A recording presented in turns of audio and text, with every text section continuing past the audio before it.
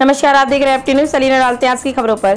PM Narendra Modi शुक्रवार को यानी आज 11 बजे से अपने संसदीय क्षेत्र वाराणसी के चिकित्सकों, स्वास्थ्य कर्मियों और अग्रिम मोर्चों पर तैनात अन्य कर्मियों से बात की, जिसके बाद उन्होंने महत्वपूर्ण दिशा निर्देश भी दिए और कोविड-19 के 3 फेज होने वाली चुनौतियों के भी बारे में विस्तार से गहन मंथन किए। प्रधानमंत्री ने इस वर्चुअल संवाद से पंडित राजन मिश्र कोविड अस्पताल सहित अन्य वाराणसी के कोविड-19 अस्पतालों के भी बारे में जानकारी ली। पीएम मोदी पंडित राजन मिश्र कोविड-19 अस्पताल का निर्माण रक्षा अनुसंधान और विकास संगठन डीआरडीओ और सेना के संयुक्त प्रयासों से आरंभ किया गया, उस पर भी समीक्षा की है। साथ ही साथ प्रधानमंत्री ने कोरोना की दूसरी लहर से निपटने के लिए जारी प्रयासों और भविष्य की तैयारियों पर भी चर्चा की है। पीएम की इस वर्चुअल संवाद में नर्सेज और डॉक्टरों ने विशेष तौर पर प्रतिभाग किया। ये है कि मैं यहाँ पे आज मात्र एक अपनी टीम के प्रतिनिधि के रूप में जो असली मेहनत कर रहे हैं वो लोग पीपी पहने, मास्क पहने इस वक्त छुपे हुए हैं, क्योंकि वो इस समय काम कर रहे हैं। दिन रात हमारे पंडित राजन मिश्रा अस्पताल में दिन रात रोगियों की सेवा कर रहे हैं। तो असली श्रेय मेरी टीम को जाता है। बस मात्र मैं इतना ही कहना चाहता हूँ। धन्यवाद। हमारे जो बड़े अस्पताल थे, डीआरडीओ हॉस्पिटल जहाँ ट्रीटमेंट हो रहा था, कैंसर हॉस्पिटल था उसमें, और आपका चिकित्सा विज्ञान संस्थान बीएचयू, और आपका ये एसएसपीजी हॉस्पिटल, यहाँ के जो प्रमुख अधीक्षक थे उससे उन्होंने संवाद किया और उसमें कहा कि वाराणसी का नहीं बल्कि पूरे पूर्वांचल का जो है इलाज का एक फील्ड है, आप लोग इसी तरीके से प्रयास करें। प्रधानमंत्री जी आज जब इस वर्चुअल बैठक में आए तो हम लोगों को ऐसा प्रतीत हो रहा था कि हम लोग अपने प्रधानमंत्री से नहीं बल्कि अपने परिवार के अभिभावक से बात कर रहे हैं, एक बहुत बड़े चिकित्सक से बात कर रहे हैं। माननीय प्रधानमंत्री जी ने बीच में बात करते वक्त तो भावुक भी हो गए थे, जो कुछ लोगों को हम लोग बचा नहीं पाए उसको लेकर। माननीय प्रधानमंत्री जी के पास अनुभव बहुत व्यापक है, उनके पास पूरे देश का नहीं पूरे विश्व का अनुभव है, और उन्होंने इस बैठक में हम जनप्रतिनिधियों को, प्रशासन को और चिकित्सकों को जो मार्गदर्शन दिया है, उस मार्गदर्शन के साथ मैं कह सकता हूं कि हम इस लड़ाई को और अच्छे से लड़ने में अपने को सक्षम अनुभव कर रहे हैं।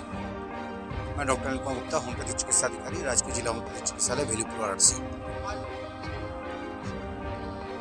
देखिए, हम माननीय प्रधानमंत्री जी ने हम लोगों को बहुत ज़्यादा प्रोत्साहित किया है और उनके आशीर्वचनों से और उनके मार्गदर्शन से ये जो कोरोना की दूसरी जो लहर है, ये लहर को हम लोग जो है जिस तरीके से संकुचित कर चुके हैं और आगे का नियंत्रित भी है, और उनका मार्गदर्शन इस तरीके से और सहयोग बना रहा, तो हम लोग इसी जज्बे के साथ तीसरी लहर की जो उम्मीद बन रही है आने की, उसको आने नहीं दिया जाएगा। यही इसमें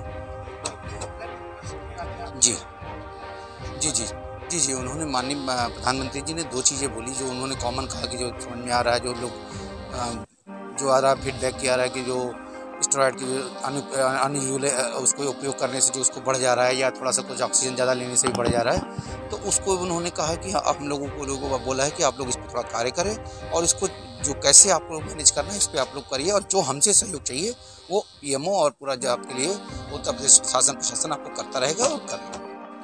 मैं डॉक्टर भावना द्विवेदी, क्षेत्रीय आयुर्वेदिक एवं यूनानी अधिकारी, वाराणसी। हम तो पहले अपने आयुर्वेद की तरफ से ये कहना चाहेंगे कि जहाँ जहाँ हमारे जो रैपिड रिस्पांस टीम गई है उसमें हमने आयुष के किट भी वितरण किए हैं, और जहाँ पे हमने आयुष काढ़ा अपना आयुष 64 जिसका एसपीपीटी में भी आप लोगों ने देखा होगा, उसका वितरण हम ही लोग कर रहे हैं। और जहाँ जहाँ हम लोगों ने पेशेंट्स को दिया है वहाँ पेशेंट बहुत जल्दी निगेटिव हो गए, और जो सीवियरिटी है बहुत सीरियस पेशेंट को भी हम लोगों ने कुछ अपने आयुर्वेद के स्वर्ण भस्म वगैरह दिया, तो उससे जो है बहुत अच्छा रिस्पॉन्स मिला। हाँ, उन्होंने जो वर्चुअल संवाद किया उसमें भी उन्होंने आयुष का नाम लिया, योग का नाम लिया, जो यहाँ की जो टीम कर रही है डिस्ट्रिक्ट हॉस्पिटल्स में या बीएचयू के L3 सेंटर्स में, तो उसके साथ साथ जो आयुष का भी जो असर है उन्होंने अपने संवाद में बताया कि योग से किस तरह से लोग स्वस्थ रह सकते हैं, और ये सब आयुष की विधा के द्वारा भी जो है कोविड में हम लोग अच्छा काम कर सकते हैं। ये था कि मोदी साहब एक संवेदनशील पुरुष हैं, सबसे पहली बात। उसमें चर्चा जब वो आ रही थी कि हमने अपने नियर एंड डियर को खोया है, परिवार के लोगों को खोया, तो कोई भी भावुक ग्राउंड लेवल पर लगा हुआ व्यक्ति जो होता है वो भावुक हो ही जाता है। तो भावुक हुए थे क्या दिशा निर्देश दिया है प्रधानमंत्री ने?